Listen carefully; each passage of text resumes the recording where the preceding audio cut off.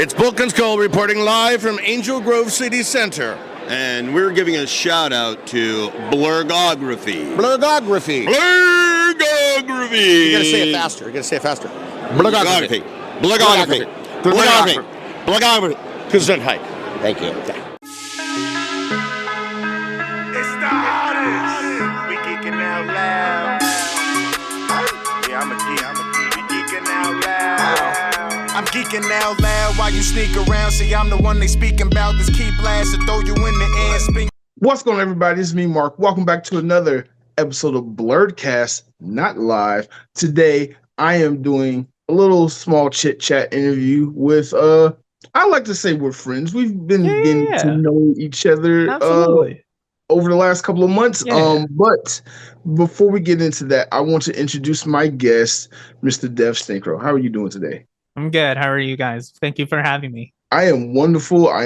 My team is wonderful. We are still exhausted from DragonCon and trying to take this little break between big conventions, because the next one I'm doing will be more than likely AWA with a few small ones in between. Mm-hmm. But I'm just taking this break. My wallet needs a break from convention hopping. Fair enough. But speaking of conventions, like, I wanted to have you on the show ever since we kind of had that I don't want to say misfire, but misconnect. There we go. That misconnected this past Ranger Stop and Pop in Atlanta. Mm-hmm. You were there and I was there, and I saw you, but for some reason I was too nervous or scared to approach you because you have bigger numbers than me on some of your platforms. And on TikTok, I follow you and I'm like, oh, you have so many like followers and fans. Like, there's no way I can approach you just to have a conversation or get an interview with you or anything. Yeah. So afterwards, I hit you up and, we had a little laugh about it. He was like, dude, just approach me. So I was like, you know what? Bet, I got you.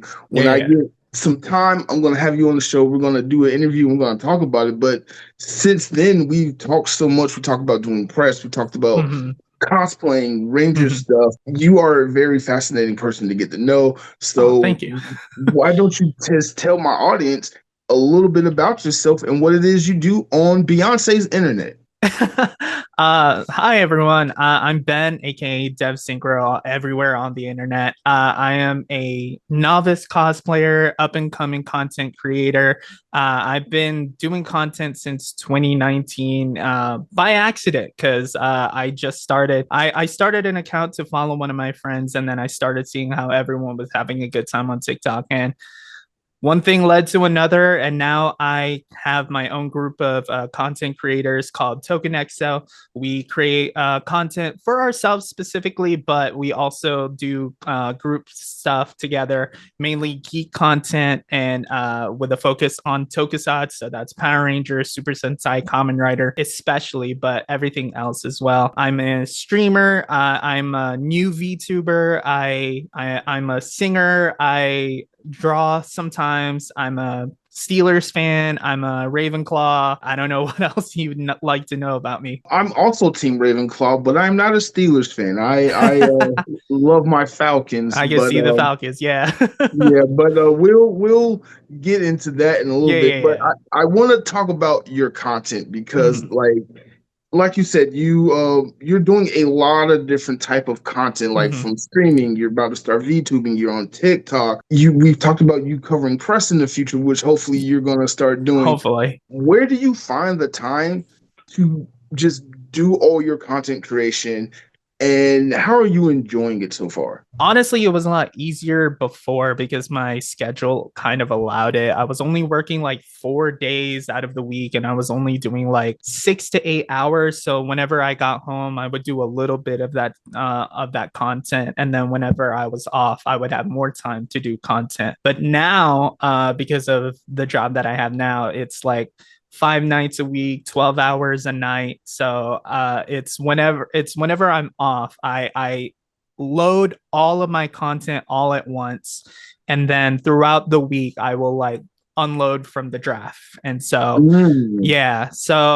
it's the only way because unfortunately, especially with TikTok and the other bigger platforms, they want you to post at least once a day. And so that's the only way I'm able to do it. Unless, like, for example, like right before I go to work, there's something that interests me, I'll do like one quick video. But other than that, I will do it on my days off. It's hard work. I have a lot of friends, including you, who have been giving me advice about different aspects of the content creating world, especially for the geek stuff, especially for tokusatsu. I have my friend Jezer, who used to be on the hashtag show and is working for Screen Rants, giving me advice on how to get my name and my profile out there. And it's hard. It's definitely difficult, especially with everyone kind of wanting to do it now. It kind of started with COVID, everyone needing something to do, and then now it's just popping up. So I still want to try. I still want to do this, and hopefully I can push. But it's when it comes down to it, I'm doing what I enjoy. I'm talking about stuff that I like. So it's not really hard, but just the work that you had to put in is hard. So no, I get it. And a lot of people, like you said, who get into content creation think you just get your phone and you just start pontificating floating head videos. And it's so much more work than that. Oh, absolutely.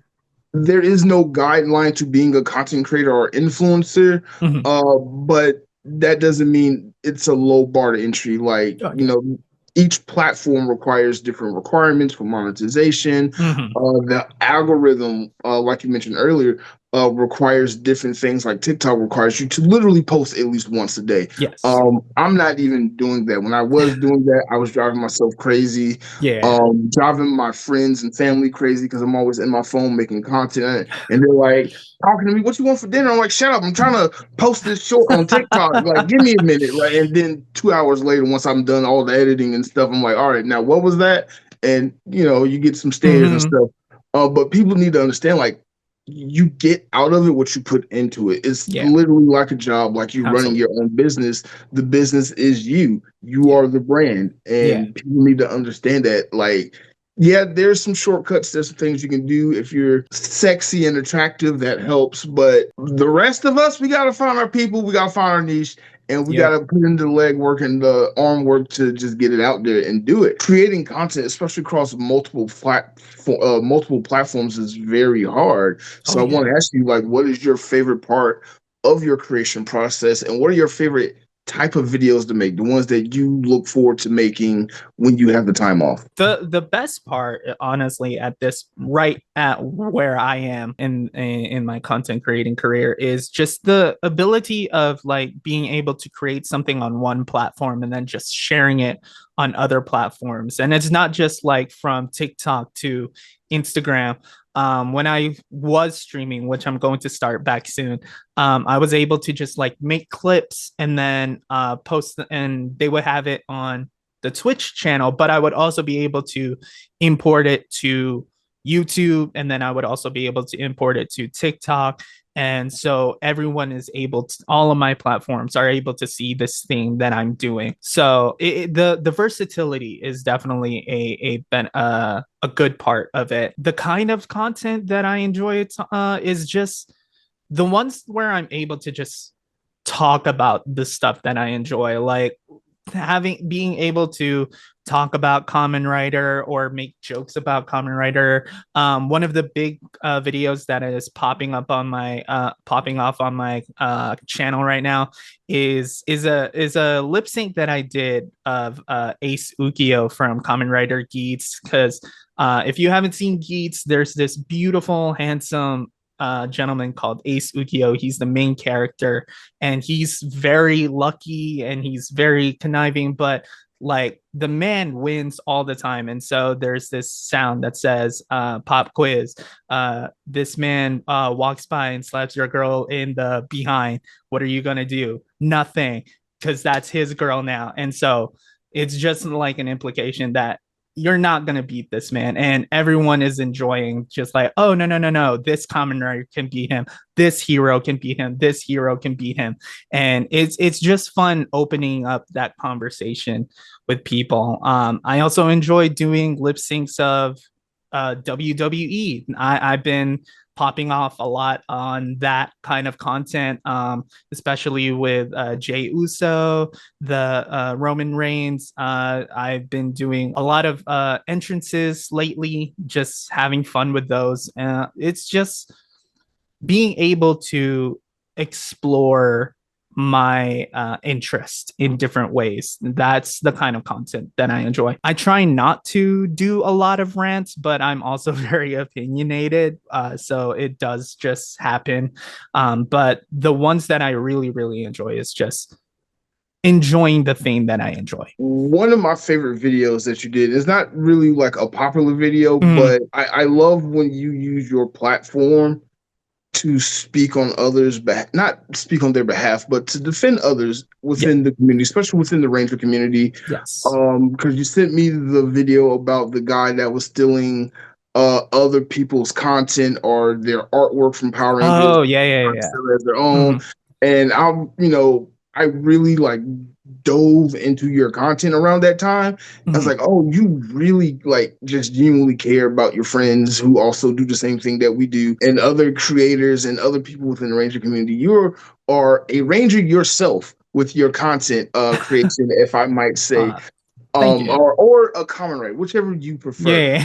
You are a superhero with your platform and how you use your content to speak on behalf of others, to protect others, to speak out against injustices and things like that. So that's very commendable and probably one of my favorite things about your content. I appreciate it. Thank you. That specific video, I've just seen a lot of, at that time especially, I was seeing a lot of promotions specifically to me. I don't know if I was just getting into Power Ranger TikTok, so I was getting a lot of those advertisements, but I was seeing a lot of like people selling shirts and phone cases for Kamen Rider, Super Sentai, Power Rangers, and all that. And I just happened to see this one video, and I saw the sticker, and I was like, I recognize that art style. I recognize the lines. And it just so happens that, I looked up my friends, I looked up CV, and it turns out that was his sticker. That was the design from his sticker. I don't know how they got it and put it on a phone case like that, but that is exactly what it was. So that was one specific point where I definitely had to speak on. As for like the other stuff, like AI generations, like that was inspired by Beauty Baba Yaga making a video about it. Like I've always had that kind of opinion, but it just didn't seem like a big deal when I first started having those opinions. But then she started making videos, and then it became this like whole discussion. And so I felt like, since I'm going to be putting my name out there and putting my face out there, I thought people should definitely know where my stance is on it.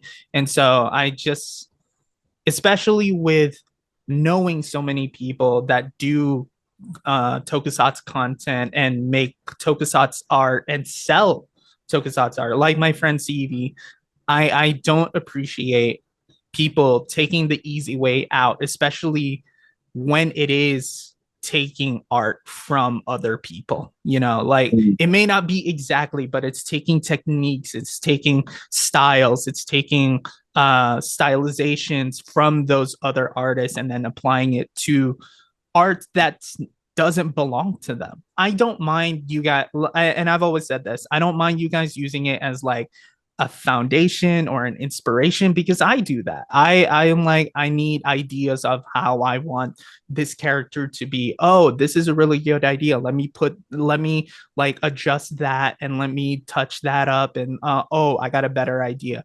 Go from there. But to just generate it and then put it out as like, oh, this is mine. This is my thing. This is the thing that I've created. I can't support that. I 100% agree to that.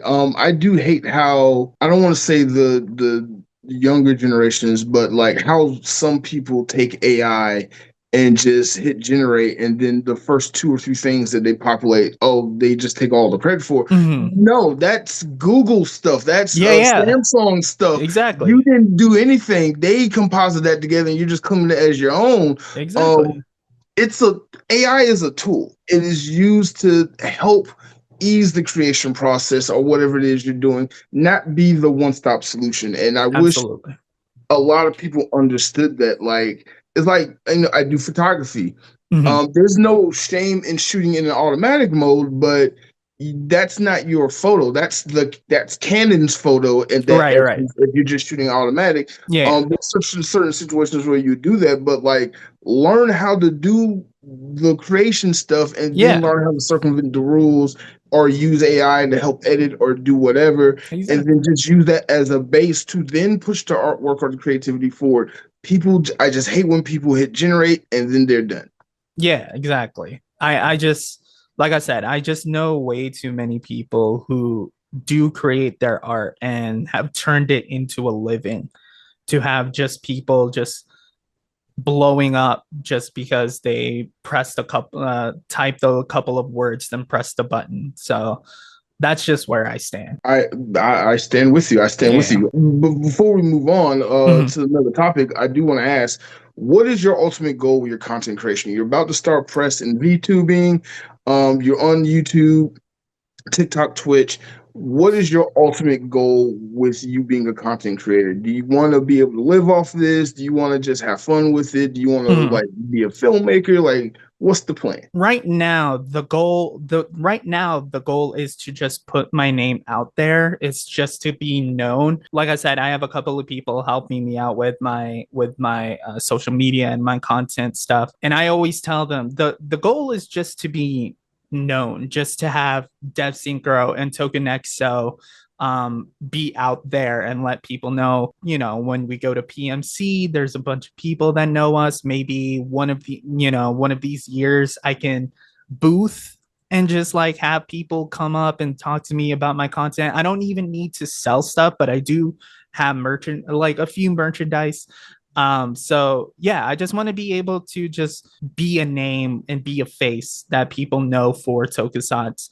But eventually, yes, the ultimate goal is to be able to make a living, not specifically for my own, like under like my name, but at least be able to use my name to make a living. For example, like my friend Jezer, he made a name for himself through his other projects, and now he works for Screen Rant, which is a really big company that does like celebrity events, celebrity interviews and whatnot. And just having his name out there is kind of what I want to do for myself. I want to establish myself as DevSynchro first, and then just move myself to be a tool for another company. Maybe if I'm able to do that by myself, if I'm able to just be DevSynchro and make a living out of that, I would love that. But I don't mind being a tool for someone else as well. Where did you come up with the name DevSynchro? Oddly enough,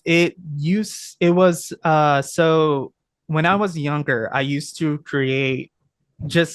draw just comic books about like OC characters that would travel to different dimensions of superheroes, like the Ben 10 universe, the Yu-Gi-Oh universe, the DC universe, Marvel universe, etc. And he would gain powers like and abilities depending on which universe he would visit. And one of those characters, like the latest character that I created, was DevSynchro. And so that was a character I created in like 4th grade. And so I don't know, one day when I started this whole thing in 2019, I just thought like it just seemed right for who I was and who I wanted to be, and kind of the character that I wanted to portray at that time. But eventually I pushed that character, that persona, by adding a little bit more of who I was specifically as Ben. So now it's more of an amalgam of who I want to be, but also who I am. And I love that you like used to like draw comics. I like such a nerd for that.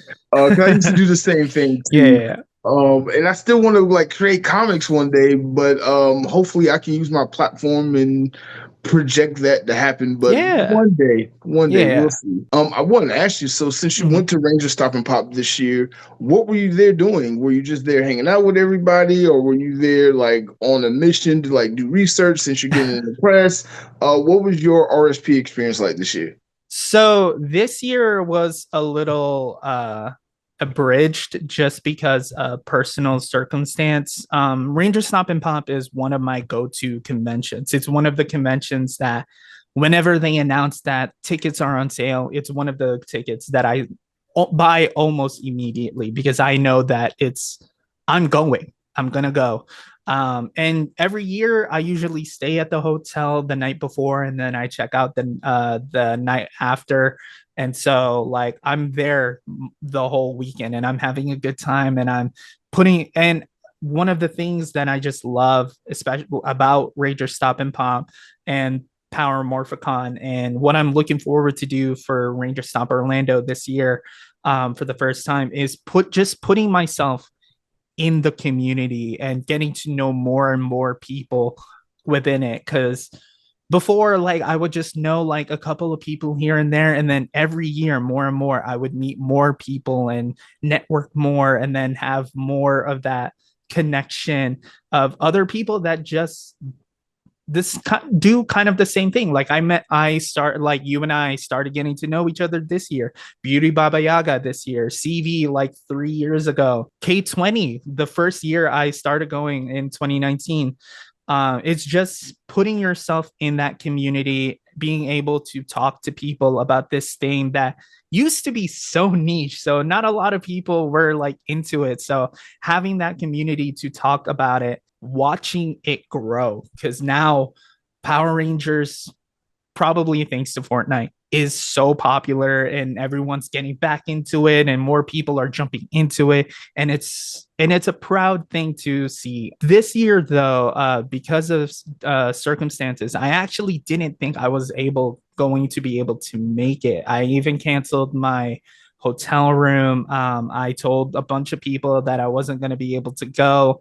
And then one of the people, my friend Supagon, shout outs to him, he actually hit me up. He was like, hey, are you going to go to Ranger Stop? And I was like, no, this is what happened. Because he's a close personal friend. So I didn't mind like telling him what exactly happened. And so then he was like, man, I'm really sorry. Do you want me to help you out? And then he was like, and he offered to buy my pass, have helped me out with like food and parking just for that day. And I could not, I didn't want to take him up on any more than that, because that by itself was generous, because I wasn't supposed to go. Like when I got there, a bunch of people were like, what are you doing here? I thought you weren't coming. Why are you here? Blah, blah, blah. And so that did make it enjoyable, being able to surprise a bunch of people. But so yeah, this year was just to hang out. Usually it's to involve myself in the community, but this year it was just to enjoy being there, to enjoy being in that atmosphere. And yeah, it was a lot of fun. It was a good time. I look forward to hopefully maybe going next year. Like I said, like I've told you, I may not be going to a lot of conventions next year because I'm going to be trying to save up for Power Morphicon. But if I'm able to do like volunteer work or media or press for Ranger Stop, I'll take that opportunity. And I'm so happy you mentioned the P word. We're finna jump into doing some press stuff. I 100% want you to attend every convention that you can next year, especially MomoCon. I can't make any promises, but I can do my best to help you try to get press for that. RSP, which is going to be the week before MomoCon next year, which is I know. It was already weird being 2 weeks after. Now it's the week before. So I got to make some real grown folk decisions about what I'm going to do, which con.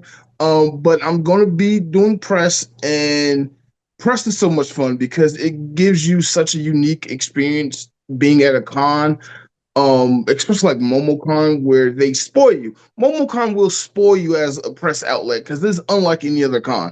And then Ranger Stop and Pop will leave you to the wolves. You'll get in, you get your pass, and then they're like, go do press. And you're like, Cool. Any directions, guidance? Nope. All right, just figure it out. So every con varies in like how they cover press and how they treat the press outlets and what you're allowed to do and what you're not allowed to do. But you get like you meet all the other outlets. You get to network with the volunteers, the directors of tracks and like different things. You get to know the people who run the con. You get to see a lot of how the candy or the sausage is made, if that makes sense. And then you get like interviews. Sometimes you walk up and get exclusive interviews with like people you grew up watching, and you're trying to nerd out, but you can't because it's unprofessional to be in an interview with someone like John Boyega and be like, "Oh my God, he was in Star Wars." You can't do that. You got to be more pristine and more educated in your questions and things like that. So like how you said earlier in the pre-show, how you like to be prepared for things like podcasting, things like that, that skill and that due diligence and wanting to do research is going to help you in the beginning, because you're going to be well organized, you're going to be prepared. But then you'll realize very quickly, oh no, I spent 3 months preparing for all these guests that I'll never get to interview for X, Y, and Z reason. Now I got to come up on the fly these other guests that I am able to interview that I had no clue who they are. You're literally sitting there like, how's your MomoCon? And then like while they're answering, like, okay, who are you? Who are you? Oh, you're that. Okay, let's keep doing some research. So press is fun. Press is fun. I can tell. It's like I said, one of my friends helping me out with my content creating is my friend Jezzer, who's been doing this like press and media stuff for specifically Power Ranger conventions. He's done a lot of PMC. He's done a lot of More Phenomenal Expo in Texas. So he has a lot of experience, and he's the one kind of guiding me on how this is going, how it usually goes, what to expect, what to not expect. He's the one telling me that try to ask him more than just Power Rangers. They do other things, blah blah blah. And I've done more research about these Power Rangers than I ever thought I would. I thought I was just going to be like, so how did you feel about this episode, or how did you feel about this moment? Just to get that like perspective of something that you watch. But no, it's also kind of jarring to understand how many years it's been and how long they've been out of that game. They've been doing other things, like watching Brandon J. McLaren, who used to be Jack from SPD. Now he's on The Rookie. He was on Starsky and Hutch. He was on all of these other projects. And so just to see them in these other platforms, it kind of puts the timeline of your life into perspective. Yeah, I definitely felt old at RSP the past year doing my documentary thing. But I'm so happy you brought up the Power Rangers specifically. Not saying they hate being asked Power Ranger questions, but they prefer that you ask about anything else that's not Power Rangers while you're at the Power Rangers convention. That was the like thing that I had to like readjust about my mind, because I'm like, I'm going to Ranger Stop, or I'm going to Ranger Stop Orlando, or I'm going to PMC to be doing this stuff. Like if it was MomoCon, I can sort of understand. Like going to, like, for example, Johnny Young Bosch. Obviously, I'm not going to Johnny Young Bosch at MomoCon. I'm not going to focus just on Power Rangers. He was also Ichigo. He was Nero. He's now Dante. He's doing all of these other like iconic voices. So obviously I'm going to talk about that other stuff. But if I'm at Ranger Stop or if I'm at Power Morphicon, obviously my mind is going to be like, this is Adam. This is the legendary like 3-colored Ranger, I have a fun story about John Young Bosch. So it was one year he was the headliner for MomoCon. And his table, his booth line wrapped around the entire vendor hall. His auditorium panels like crowded, filled every single day. 2 weeks later, he's at RSP. Nobody goes up to him. He's like just there. and nobody cared that he was in Power Rangers. But at MomoCon, there's like, oh my god, Ichigo, oh my god, Devil May Cry. Power Rangers didn't care. So it's so funny, like how 2 weeks go by, you're the most populous person at a convention, and then go to the convention that you think you should also be very popular at, and no, you're kind of the small fry because then you're next to Walter E. Jones and oh my god, Jason Lee. Oh my god, what is his name? Austin St. John. Yeah, and everybody else, and like everybody's like, nah, I want to go talk to Walter. I want to go talk to the original cast, not the replacements. And then he's just like, oh, I'm Johnny Young Bosch. So yeah, that's hilarious. But yeah, getting back to the Power Rangers and the cast members. So I've had conversations with some of the cast members, and I've asked them this like in private, like, why is it taboo to ask you about Power Rangers at Power Rangers convention? It's because like when they're at their tables, the fans come up to them. And that's why I say like certain things are fan questions. They're questions that the fans are going to ask on repeat for 3 days in a row. And that gets a little tiring when you go to like a press outlet or a YouTuber, somebody who you think would do more research on who you are and your career. Right. So when you go to those interviews and then you're getting asked the same fan questions, it gets a little irritating. I had to learn that the hard way so many times. I kid you not. Karen Ashley and Nakia Burris, Kathleen Sutherland have had conversations with me about, hey, do this. We don't like this, X, Y, and Z. But I'm grateful for that because they taught me so much. So this year, when I went to RSP covering press, I'm like, I don't want to just do press and get interviews because that's what all my friends and everybody's doing. Don't get me wrong, everybody has their own perspective and how they're going to do it. I want to talk about Power Rangers, and I got to find a way to make it interesting for the Power Ranger cast members to be enthusiastic about talking about Power Rangers, because some of them haven't been on the show since they were last on the show. Some of them don't even remember what season they're on, even though everything on their table and around them says it. But I digress. That one was a weird epiphany. I got it on camera. Like I'm not going to say who because it's going to be in the documentary. Right. Literally, he was like, what season was I in? And I was like, wait a minute. What do you mean? Look down, look up, look behind you. It's everywhere. But I get it. They are what era? Neo Saban. Okay.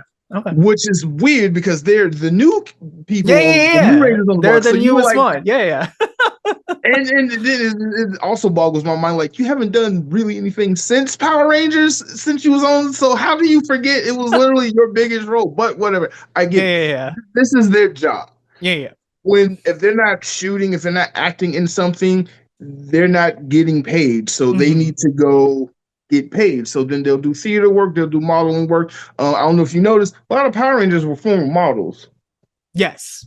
I can, I definitely, especially after they started making that as a like requirement for Power Rangers. Because before it was just like anyone that can act, and then they started at getting martial artists, and then they were like, we need like some good looking people.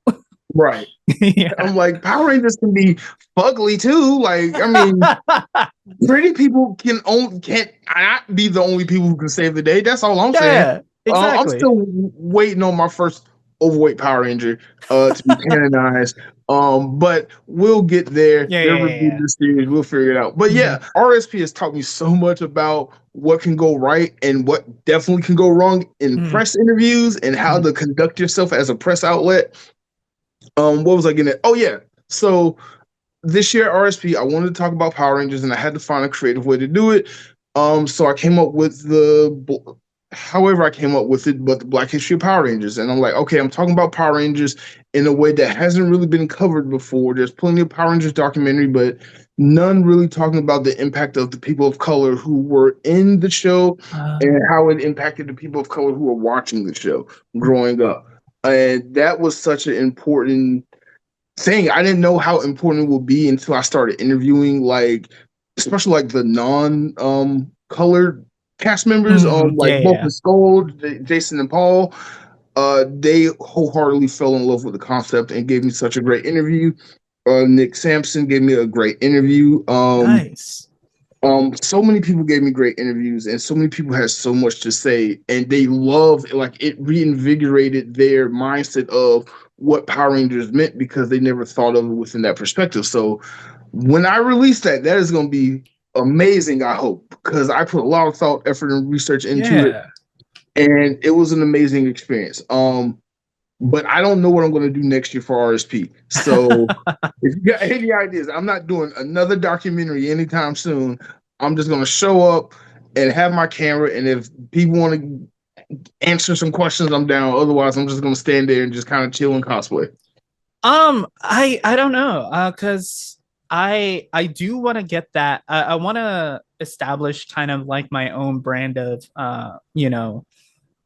interviewing or talking to these guys as well. I don't want to do that off the rip. Like if I do, I'm still waiting for the email. If I do get approved for press for Ranger Stop Orlando, I'm just going to be doing like basic stuff. I'm going to be asking Jezer how this usually goes, and I'm just going to be focusing on that.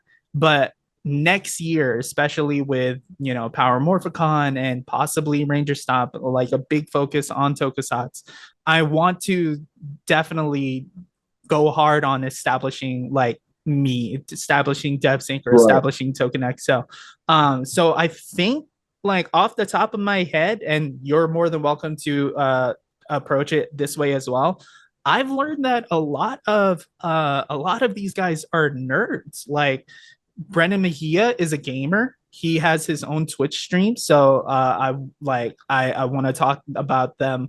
I want to talk to him about video games and whatnot. Obviously the voice actors, Johnny Young Bosch obviously has to be an anime fan, obviously talk to them about the nerd stuff. If I have an opportunity to talk to Claire Blackwelder. She loves literature. She loves books. So I can talk to her about that kind of stuff. So I feel like I think approaching it in a nerd aspect is going to be my best bet for my brand. And you're more than welcome to do it as well. I'm sure they would also enjoy talking about that stuff. No, they do. When you can make... So, all right, hold on. Here's a tip and a trick for how to win at press. Make that personal connection with the person you're interviewing. Mm-hmm. If you can get them to say something like, "Oh, I've never heard that question before," or "Oh, that's a good question," or "Oh, I never thought about it like that," or "Oh, you've done your research, you have won that interview." And they will remember you. Like if you ask them something that is unique or personal to them, or y'all make a personal connection, they will remember you forever and will always let you do interviews with them whenever y'all come across your path. I have so many examples of this. I was at MomoCon. Kaji, I believe his name is. I asked him about him being in Battle Royale because that was my Bible growing up in high school. So like reading that novel and then getting to the manga and everything that came afterward, the movies and things like that, and then now I'm interviewing one of the voice actors that was in the projects in the franchise. I just had like a geek moment, and I asked him a question that was well researched, but it had like a geeky answer that he gave me, and like he was looking at me, I'm looking at him, and like the room turned black. It was just me and him having a conversation. The other 50 people weren't there, and he's just talking to me, and I'm just talking to him, and then everything came back up, and I was like, "Oh crap, we're in the middle of a press interview." So like having those connections with the guests is so amazing, but they also remember you when you F up. They remember that too. I think having bloopers, I think having that kind of, understanding that not everything can be perfect. I think that is kind of a personal connection to have with that person, as much as we want to have a polished product to put out. Like, obviously, like I said, I like planning things out, making sure that I have an idea of where I want to go. But as much as we want to have a polished product, having a couple of scuffs, having, a couple of bruises, a couple of scars, that's also memorable. Like that's a story. Like, oh, that bruise, I can tell you about this bruise. Yeah, but some of them, okay, some of them can hurt. So AWA last year, I interviewed Deborah Wilds. She's a voice actor for Baldur's Gate and so many other projects. Yes. And she's a British actor. I did my interview right before the interview, like with you. I did like a little pre-show breakdown. Mhm. I was struggling trying to say her name, so I asked her like, "Hey, how do you pronounce your name?" Mhm. So I pronounced it, she pronounced it, I pronounced it, she pronounced it, got it right off camera every Right. single time. Right. Hit record. Hey everybody, welcome to Blerdography. I'm at AWA and I'm here with blah blah blah blah. And I butchered her whole name, and she rolled her eyes and gave me the biggest side eye, and it's all on camera. And I'm just going, sitting here thinking I didn't mess up at all. My cameraman is like freaking out behind the camera. He's over there like, yep, 15 minutes of getting my name right, and you screw it up. And she just jumped into it. And the biggest bombastic side eye, and I'm like, I'm just gonna leave it in there. It's gonna be my cold opening for her video whenever I put it out there of us getting her name right and then starting the interview and then her just rolling her eyes. It's gonna be hilarious. So that's fair. She's gonna remember me, but I don't think she's gonna want me to interview her again. Oh, that's crazy. Yeah, but I especially with Devorah Wild, I'm surprised because like you watch her like TikTok videos, her social media videos, they're very like candid. They're very just like off the rip and very like non-scripted. Like I'm sure she like prepared a little bit, but you know, I didn't think she would care that much. Well, I guess for me, it's embarrassing. Like, because again, I don't know her. I only know her because I had to research her because I was going to interview with her. So, like, there in the moment, it was embarrassing. And then watching it back after the fact, like, okay, the interview's done. I've done all my interviews on Sunday. I'm at home. I'm uploading the footage and I'm watching it back. And I was like, huh, I wonder why she was cold with me in blah, blah, blah as part of the interview. And then I watch it and I was like, oh my God, I'm so embarrassed. So it's like at this point, you can only just make fun of yourself. Like, you got through it, it's fine. Yeah. But like I've had some interesting moments. Yeah, I've had some interesting moments, especially like interviewing other content creators. Yeah. Because we're not professionals. No, not at all. Not at all. We are literally winging this from the start. Obviously, we learn a couple of tips and tricks through just trial and error, but no, this is literally improvisation. No, 100%. You Absolutely. Are right. Every time I turn my camera on or I hit record or I go edit something or I go to a new convention, I'm like, nope, clean slate. You know nothing. Just take what you have learned and try not to mess up. And eventually, 4 years later, you have done enough to where you got enough renown and your name is out there. And now you're showing up the cons and like, oh, it's blerdography. And I'm like, stranger danger, who are you? You got to get used to that. Okay. Because this is where I'm at. I don't think of myself as like a big creator or anything, but I am known. And that is so weird to me that people know me, because I'm like, for me, I started doing this like you in the pandemic era because I was bored. I needed an outlet. I need a therapist. This was just me doing stuff and uploading to the internet and just making my friends laugh or just talking with my friends and stuff. Now I'm going to DragonCon, MomoCon, all these other conventions, BlerdCon, going to stuff out of state.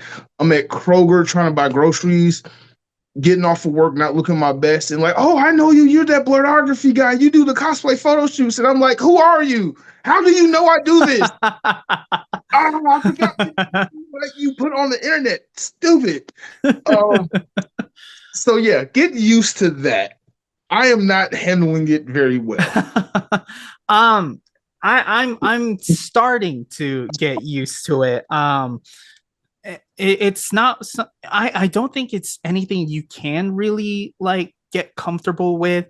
You can expect it at this point, because like I expect for people to know me, like when I go to when I go to like Ranger Stop or PMC.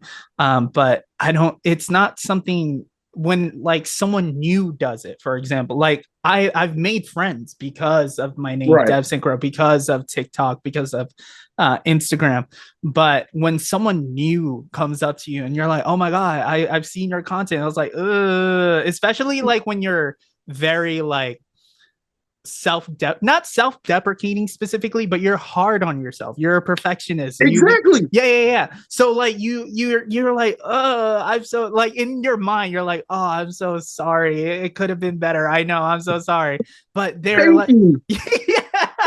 Thank you. So like so it's kind of how, like, for example, when I first met one of my cosplay friends via Avengers, he came up to me, he was like, oh my God, you're DevSynchro, you're Token Exo, you do all of these videos. I'm like, oh, I'm so sorry. And he was like, no, I actually enjoy it, you're one of my inspirations. That line is what throws me off the most nowadays.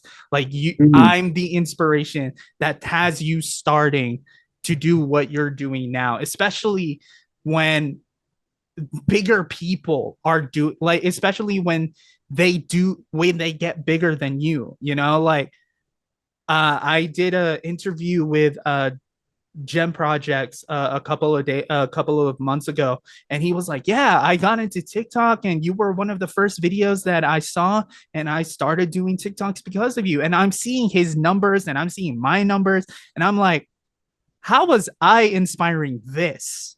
And so so that's why I told you when we first started talking, numbers don't really mean anything, honestly. It's what you see. It's because like I have 22,000 followers on TikTok, but my videos get like 200, maybe 300 views. That means nothing. And especially when you're trying to establish yourself on other platforms, those numbers are going to fluctuate all the time. Right. So yeah, it's definitely not about numbers. It's what you see. It's what the algorithm gives you. And if they happen to show you like this person and it pops you off, then that's just what happens. Right. Oh my God, we just made a connection because I too get weird when people say, oh, you're my inspiration, or you're the person that gave me the confidence to do X, Y, and Z. I'm like, I don't even have the confidence to do X, Y, and Z. How did I give you that? It's really crazy. But now as like, if it's just people coming up to me saying like, hey, are you DevSynchro, can I get a picture, that doesn't like throw me off anymore. It surprises me. It's like, oh my God, that's so cool, you watch my stuff. But having people tell you that you were what started you, that's what like really shakes me. Because even if your numbers aren't up where they are, that's really crazy to me, because I've never thought of myself as an inspiration. I'm literally just doing this just to do it. Yeah, I'm doing this because I need the inspiration myself. Yeah. Like, so it's weird that I'm inspiring you when I'm looking for the same inspiration. Like, how did I do that? Oh my God, that's so crazy. My God, that is so crazy. I just started doing cosplay this year. Mm-hmm. But I've been doing cosplay photography for like 10 years now, and I have like so many people that I've met. And then they were like, oh, I saw your photo shoot at this con so many years ago, and that inspired me to be a cosplayer. I'm like, but I'm not even cosplaying it. How? This is crazy. But like now that I am, I love it. So I didn't mean to cuss on my show, but no, you're good. Love cosplaying. Like, it feels so good to just put the camera down and not have to worry about filming something or shooting something or taking some pictures. You are the person that they're taking pictures of. And like most of the time I'm an introvert, but I used to be extroverted, but I'm more introverted now. But when I'm in cosplay, I'm like, nope, I'm the star of the show. I'm here. bow before me, please. I'm in cosplay. Worship me. This is about me. So I love that feeling of being a cosplayer. So that's a good way to segue into cosplay. You said you are a novice cosplayer. I too am a novice cosplayer. What are your cosplays and what is your approach to cosplaying? So currently I've actually had to reorder a bunch of my pieces because my weight, especially over the past like year, fluctuated really hard due to some medical reasons. But I'm finally back to where I kind of want to be weight wise. So now I'm ordering back my pieces to see if they fit. Currently, I have Billy from the 1995 Power Rangers movie. I have West from Power Rangers Time Force. I have a couple of civilian Kamen Riders. That was kind of where I started on my cosplay. My first official cosplay in the cosplay scene was Hojo Emu from Kamen Rider X8 and Hiro Kagami from Kamen Rider X8. So I have a bunch of Kamen Rider civilian costumes. I'm getting my two first cosplays, suit cosplays. Shout outs to J-Toku Costumes. They're the ones making it. One is Time Force Red or Time Red from Time Ranger. And then I'm also creating my original hero that we created for Tokunexo. I'm finally bringing him to life, and so that's going to be fun. I do a couple of cartoon and anime cosplays. I do Zuko, I do Ben 10, I do Kyoya from Oran High School Host Club, Yusei Fudo from Yu-Gi-Oh! 5Ds. I also have my Hogwarts, my Harry Potter student costume, which is just a Harry Potter uniform. And then I also have my Hogwarts professors, which is the first like big thing I did on TikTok. I am Professor Dex from Hogwarts Professor, so I still have that costume. And lately, I've been getting into WWE cosplay. So now I have Jey Uso and The Undertaker. So as for my approach, a bunch of like when I first started, a bunch of people were like, you should do this. You look exactly like him. You should do this. You look exactly like him. And my approach has always been, if I can appreciate this character, I'm going to cosplay it. It's not just going to be because I look like this person or I can look like this person. It's if I can appreciate this person, this character, I will cosplay them. Because for me personally, this is just my mindset. One of the things that separates costuming and cosplay is being the character. It's not just wearing the character, it's being the character. It's why it's called cosplay. And so if I can tap in, if I can appreciate that character, if I know this character like inside and out, I can be that character. No problem. I can play that character. And so it doesn't make sense for me to get a character that either I just started watching or I just met or I haven't seen before or I've only heard of before, because I don't know that character. I don't know that person. I would just be wearing the costume. So when it comes to cosplay specifically, it has to be a character that I know and appreciate. And it's usually characters that are like my favorites. And, you know, Giyu Tomioka from Demon Slayer, Ben 10, Sasuke Uchiha. It's people that it's characters that I can appreciate. You lied to me. You said you were a cosplay novice, but this sounds like you've been cosplaying for 20 years and doing cosplay contests and showing your own cosplay and starting group photo shoots and movements. Oh, you're not a novice cosplayer. No, I started jumping into cosplay in 2019. That's when I started pretty much everything that I'm doing now. That it kind of like lit the fire in 2019, going to conventions, cosplaying, social media, TikTok, all of that started in 2019. And so I'm and it sounds like, yeah, I've been doing this for like ever, but that's only because I'm a person, and you can ask anybody that knows me. I'm a person that if I'm going to commit to something, I commit 100%. I like, if I'm going to do something, it's because I can put 100% of something, of a piece of it, to, like, obviously, you know, time is going to be a factor, availability is going to be a factor, but everything else, if I could put 100%, I'm going to do it. For example, when I started streaming, the moment I decided to start streaming was during COVID, when I got a I forgot what it's called. It's like a surplus because I got fired from my job. And so like I got a, like, I'm not going to say the amount, a good amount of money. And so I bought two monitors, two monitors, a monitor arm, a gamer's desk, a gamer's chair, Razer keyboard and Razer mouse, my microphone, my headphones, my webcam. I bought everything I felt like I was going to need, so I could put 100% into be doing it. So me saying that, like, I have all of these cosplays and I'm able to do all of this stuff, it's just because that's how I do everything. I put 100%.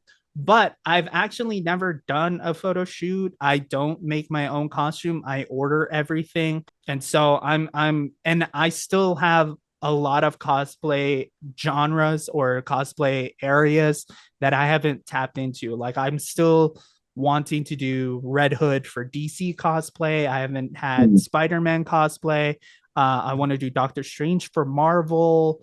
There's just a lot of, like, there's still a lot of demographics that I still enjoy, but I haven't tapped into cosplay wise. No, because you got me thinking, like, because like I'm in cosplay and like I'm enjoying it so much just because it's fun. And I've been racing my mind about like all the characters I want to cosplay now, and like, do I want to come up with a cosplay name that's separate from blerdography, all these other things, and I'm just having fun with it. And I didn't think, even as a cosplay photographer, I didn't think cosplaying would be something that I would get into myself, like me dressing up per se. But it's so freeing and creative, It and really is. cosplay your way however you desire. Exactly. You can buy all your cosplay, you can make it, you can craft it, you can styrofoam it, you can just put a paper bag on your face. As long as you got the attitude and the swagger to pull it off, go for it. So I cannot wait for my X-Men 97 Magneto cosplay in the draws and up on the X. I'm gonna do that. Have my titties out and everything. I'm gonna love it. I'm gonna love it. It's especially in this environment of the cosplay community, because before, back in the day, everyone was like so concerned about like getting it character accurate, but now everyone's doing it their own way, and everyone understands that like not everyone has the resources to make it character accurate. For example, one of the people that inspired me to do cosplay does Belle from Disney Beauty and the Beast, and she literally, when she started doing her cosplay, she just had like a really nice blouse, and then her little apron kind of dress thing that Belle had was literally a Ross gift bag that she like just cut off at the bottom, and she would only record from this top, and you wouldn't realize that because that's all you saw. And eventually she did get like her Belle outfit, her Belle dress and all of that. But for those of you watching and wanting to get into cosplay, closet cosplaying is valid. That's how I started. Like, if you see my Yusei Fudo cosplay when I first started and my accurate Yusei Fudo cosplay, they're completely different. So like, you don't have to get it exactly right, but if you can play the character, that's all that matters. That's what cosplay is. 100%, 1010%. Actually, I agree. I agree so much. Since you cosplay as so many tokusatsu and ranger characters, let's go ahead and talk about our favorite fandom, of all time before we end the show. Let's go. Let's talk about Power Rangers. Let's talk about Super Sentai, Tokusatsu. Yeah. All that. Bring it in. How did you get started in being a fan of Power Rangers and Tokusatsu and Super Sentai, Kamen Rider, all that stuff? Where did it begin for you? Who are some of your favorite characters from either series, American or Japanese? Let's just go. Let's okay. Let's do it. I might as well put it out there now. I am 32 years old. I was born December 15, 1992. So Power Rangers came out literally like 9 months after I was born. And so luckily at that time, Power Rangers went into syndication. So a bunch of the Mighty Morphin Power Rangers episodes were like rerunning constantly. So I was able to catch a lot of, like, most, if not all of the episodes from Mighty Morphin, all 4 seasons, depending on how you see it, all the way to, like, I think I dropped off after Mystic Force. So that everything between there, you can probably ask me and I will probably know. My memory is a little bit hazy on a couple of seasons, like Lost Galaxy. I didn't really watch too deeply. I did watch it, but I didn't watch it too deeply. So there are a couple of details that I didn't see. Lightspeed Rescue, I had to rewatch this year, and so I'm a little more accurate on that.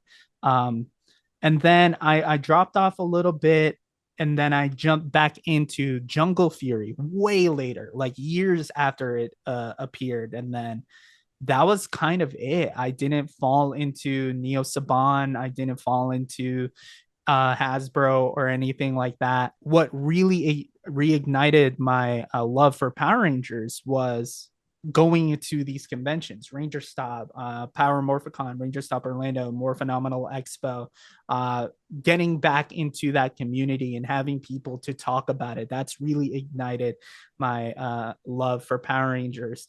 But before my conventions, I was getting into Super Sentai when Shinkenger came out. I think 2016, somewhere. It was like when I was in college. It was around like 2012 probably. But yeah, around that time, Shinkenger was what got me into Super Sentai. I actually saw my brother watch it. I was walking past his room and I saw him over his shoulder, and I was like, that's Power Rangers, but they're Asian. And I was like, that's cool. So I found a way to start watching Super Sentai, and I got into Shinkenger, all of the seasons following. And then I saw one of the episodes where they teamed up with Kamen Rider, and that's what got me into Kamen Rider. So yeah, it kind of just happened. For me. It wasn't really, because I dropped off really quickly out of nowhere, and then it just started back up with Shinkenger and Kamen Rider. X-Aid was what really got me into Kamen Rider.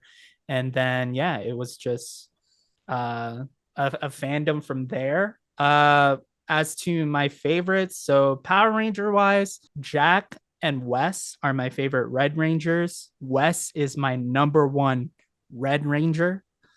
Blue Ranger, it's a tie between Sky Tate and Ethan James.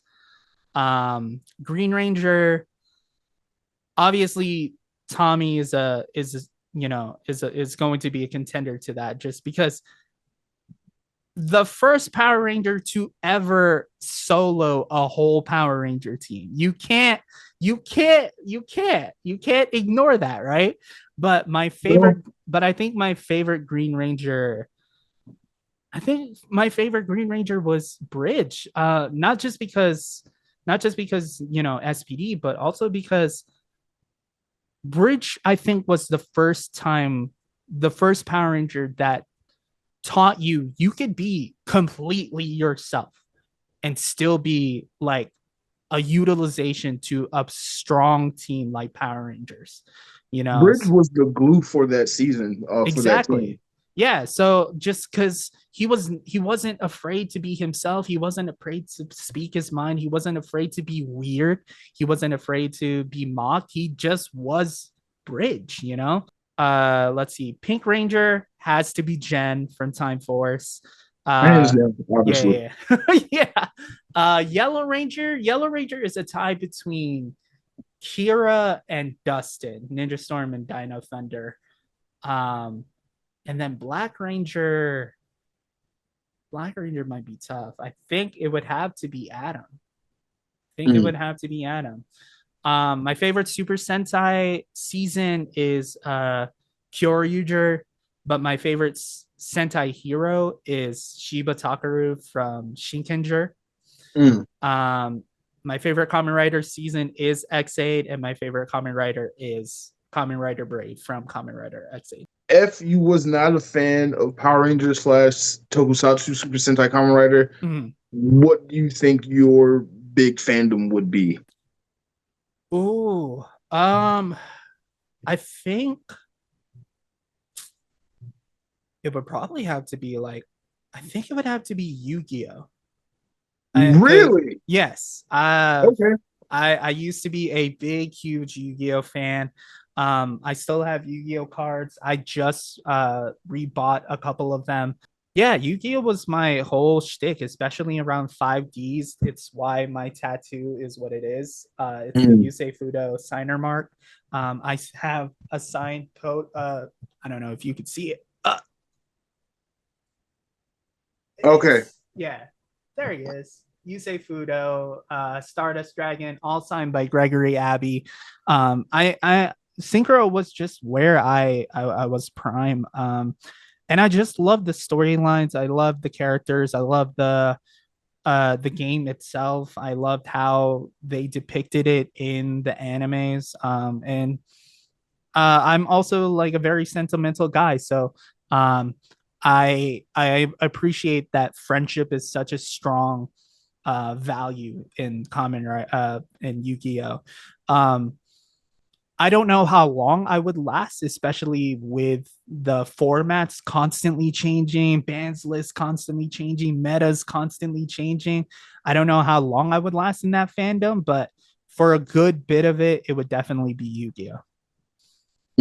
I got out of Yu-Gi-Oh back in 2010, and since then, I look back at it recently. I'm like, what are these black border and white bordered cards? What is Synchro and Pendulum?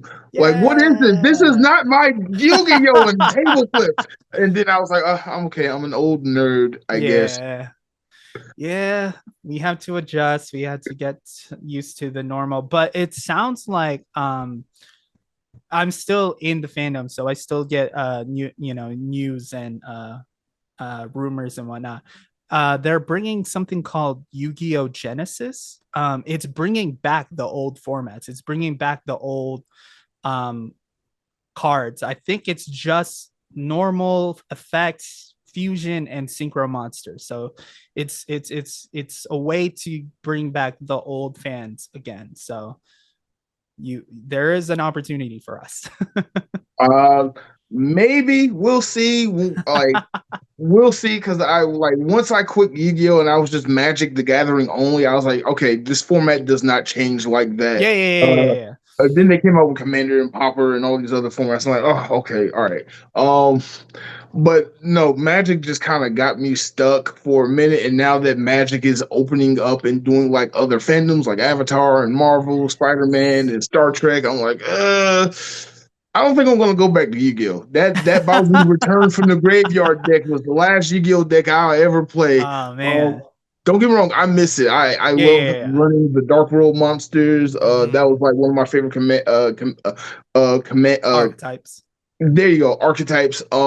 Burn decks, like, oh my god, I love playing them. I hate playing against them. Because they some cheating ass decks. I'm sorry, burn decks are cheating ass. Even in Magic, burn decks is some cheating shit. Yeah. But Magic got worse cheating shit, like blue. Blue.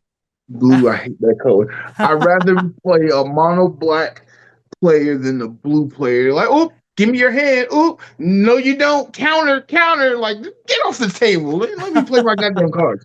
Oh man. Clearly, I'm a huge nerd. Yeah. Speaking of nerdom, Yes. you yourself are a huge nerd. What got you? What was it in your life that made you just be nerd and just be nerd? What was it that sucked you into this fandom and just made it your whole life ever since?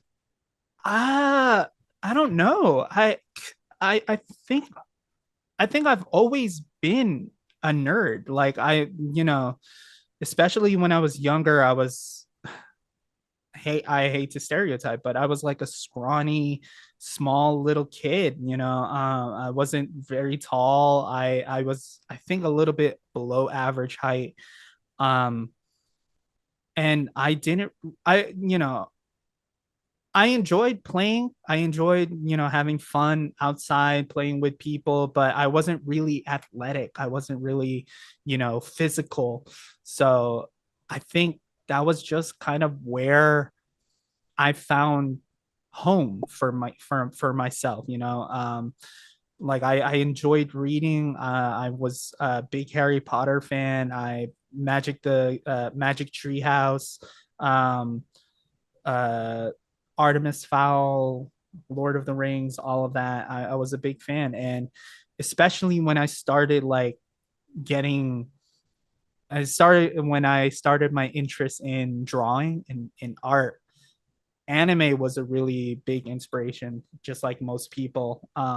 So I think that just kind of like enforced it for me. There were points obviously where like I was bullied and like I thought of just giving everything up, but I don't know. I think I just didn't want to. I just couldn't for some reason. Mm-hmm.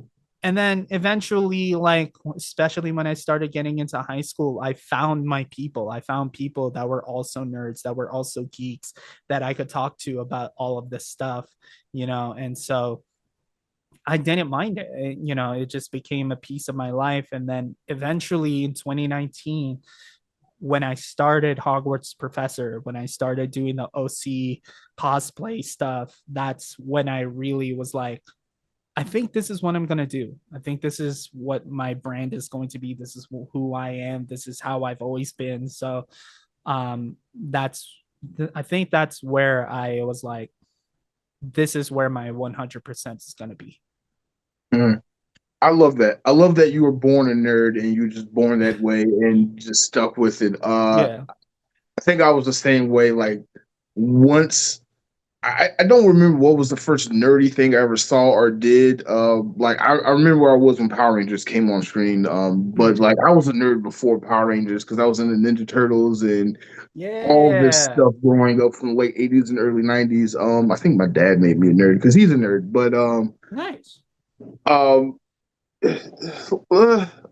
That's a topic for another episode. But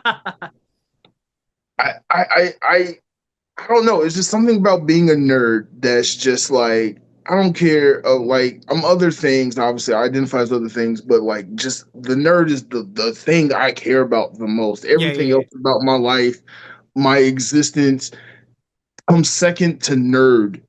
If that makes sense. Yeah. Because it's just like even like that's such a rabbit hole to go down, but like science fiction, stuff like Star Wars, Star Trek, Power Rangers, anime, cartoons, video games, tabletop games, toys. Like it is something about just having a passion for all these things and the people. Most of the people, like if you hear someone's a nerd, you know what their nerdum is. You know that you're going to get along with this person. You're not going to have any issues, blah, blah, blah. Not to say that there's not conflict and strife and fighting within the nerdum community, but like, it's just something about being a nerd that's just always struck me. And now that nerdum is number one amongst like everything in the world versus like jocks and cheerleaders and like how it was in the 90s, like I'm like befuddled. I'm like, nerds are eating good right now. We're on top of the world. Nobody's really being bullied for being a nerd per se. but like the world has changed in like 10, 15 years for the best, for the worst, depends on how you want to look at it. But nerdom being number one on top, go back to the teenage me, I would have never believed you. Oh yeah, yeah. Going through high school and getting bullied for playing Yu-Gi-Oh and all this and that. And I went to a black high school, so it was like worse. Oh. Because Yeah. everybody gets picked on in the black high school, but like if you're a nerd, you was just socially at the very bottom, like everywhere else. But still, but then it was weird because the people that was picking on you also was into the stuff that they were picking you on for. So I'm like, you're throwing all my Yu-Gi-Oh cards away in the trash while I'm in the middle of a game, but yet you're also at the card shop every Saturday buying new packs of cards. Make it make sense, and now we don't have to worry about some stuff like that. So nerdom has a very special place in my heart, absolutely. But before we go, why don't you tell everybody where they can find you on the internet, just in case they want to follow you and be one of your 22,000 followers on TikTok? Sure, yeah. I'm on TikTok, DevSynchro, Instagram, DevSynchro1, I think. It's either DevSynchro or DevSynchro1 on Instagram, Twitter, TikTok, Facebook, if you can find me. And then on Twitch, I am under TokuNexo. I believe. No, I'm still DevSynchro on Twitch. Also TokuNexo on YouTube. TOKUNEXO. That is the group of people that I'm like hanging out with and doing content with. And we will be back to doing all of that stuff again. We used to do Power Rangers TTRPG. We used to do Toku Talk where we would just nerd out. And we will be getting back to that pretty soon, actually. So yeah, DevSynchro or TokuNexo, pretty much anywhere. Gotcha. Before we go, I usually give all my guests a soapbox to stand on to talk about anything, positive, negative, good, bad, whatever is close, near, and dearest to your heart. You have the floor to speak upon anything. I don't know, because like you said, the world has changed. So like I don't really have to defend nerddom anymore. One thing though in the nerddom that we definitely need to fix is just allowing people to enjoy what they enjoy. You know, I everyone's going to have their opinions, everyone's going to have their top fives, and they're all going to be different. And while a lot of us are going to agree on some things, not everyone is going to agree on those things. And it becomes very abundantly clear around awards time. Like, for example, Crunchyroll anime awards, people got really upset because Solo Leveling won anime of the year over Free Ren. And it's just like, no matter what the reason is, just because you don't like it and you like something else doesn't mean it's a wrong answer. Like a lot of these people will say, oh, I can understand why you enjoy Solo Leveling, but why is it the anime of the year over this season? Because people enjoyed it, because people liked it, you know? So it's understandable wanting your thing to win. It's understandable wanting your fandoms and your favorites to be up top, but understand that that's not always going to be the case. For example, Power Rangers is a prime example of that, because before a couple of months ago, Power Rangers was still one of those niche corners of the geek world where people still kind of made fun of you, despite geeks being like a really mainstream popular thing. Power Rangers was still one of those things where like people were like, that's still kind of cringy, that's still kind of weird, blah blah blah. But now all of a sudden everyone's jumping into it, everyone's getting back into it, and all of these people are now trying to like gatekeep it because like, oh, you're now just jumping into it, blah blah blah. Dude, you weren't even making tokusatsu content before. Who are you to talk? Who are you to stop them from being fans, you know?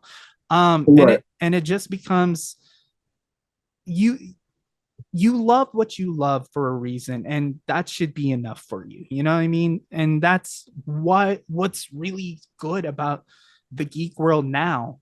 There's just so many branches, so many genres, so many subgenres that you can always find something for you. There is something for everyone, but not everything is for everyone. and and you're gonna have to be okay with that. Facts, just straight facts. I don't really have anything else to say about that. But I agree with you. I 100% agree with you. To the Fortnite thing with Power Rangers, I do want to say this. Whatever gets people into Power Rangers, so that show come back on air, I'm for it. I understand a lot of the issues, like why are they constantly pushing the new rebooting MMPR, bringing out new suits and stuff like that.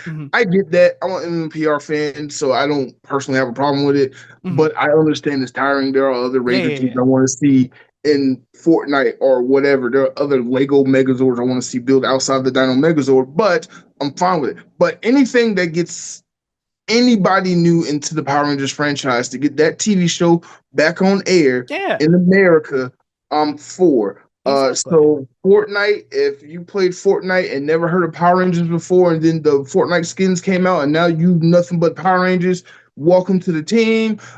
We got a petition for Disney to get off their ass to get Power Rangers back on air. I'm sorry, that's what I want. They're working on it. They're working on it. I know they are. They're not working hard enough and fast enough. It's been too long since I last saw Cosmic Fury. I think it's because they're also working on something else that's Power Ranger like. I don't know. I forgot what it was called, but I think they just released it on there, and it's doing really well. I think it's another Tokusatsu. It's like another American Tokusatsu. I don't remember what it's called, but yeah, it just released, and it's like really good, and it's getting good reviews. There's also the Ninja Kids reboot of Mighty Morphin Power Rangers that's getting a lot of great reviews from the fandom as well. So yeah, Power Rangers is coming back. Power Rangers is going somewhere. It should have never left. It should have never left. You mean I got 50 years of Star Trek and 40 years of Star Wars, and I can't get 30 plus years of Power Rangers? Should have never left. Should have never left. Sorry. They messed up. But no, I can kind of understand because it's, they've been on Super Sentai's, payroll for a good bit, and now they're trying to do something by themselves, and surely like separating yourselves from that can't be easy. So I can sort of understand, but I get where you're coming from as well. That's gonna be a whole nother episode. We're about to sit and talk about Power Rangers. I will be doing more Power Rangers specific stuff, especially around Ranger Stop and Pop, Atlanta 2026, under new management now. So I would love to just go ahead and invite you back on the show. Absolutely. Yeah. But this was fun. You'll more than likely be back on my channel long before then. Because again, AWA is coming up. Yeah. I can't help you get pressed for that, but I will encourage you to apply. Yeah. Any con that I go to, I'm going to send you a message like, hey, here's the application. Just go ahead and then apply. I better see you there, buddy. So yeah, this is going to be fun. But thank you so much for coming on the show. I know it's been crazy kind of trying to schedule this and shoot it for the last 2-3 weeks. But that's part of adulting, man. It's part of adulting. Man, that's going to be another topic of discussion for another episode. This adulting shit is for the birds. I wish I could go back and tell my childhood self to like just enjoy being a child. Stop rushing to grow up. Just enjoy this, because once it's over, it is over. You can't go back to the childhood era. As much as you try, there's no going back. Yeah, but different. Yes. But this has been a very fun episode of Blerdkast, not live, and I'll see y'all next time. Peace.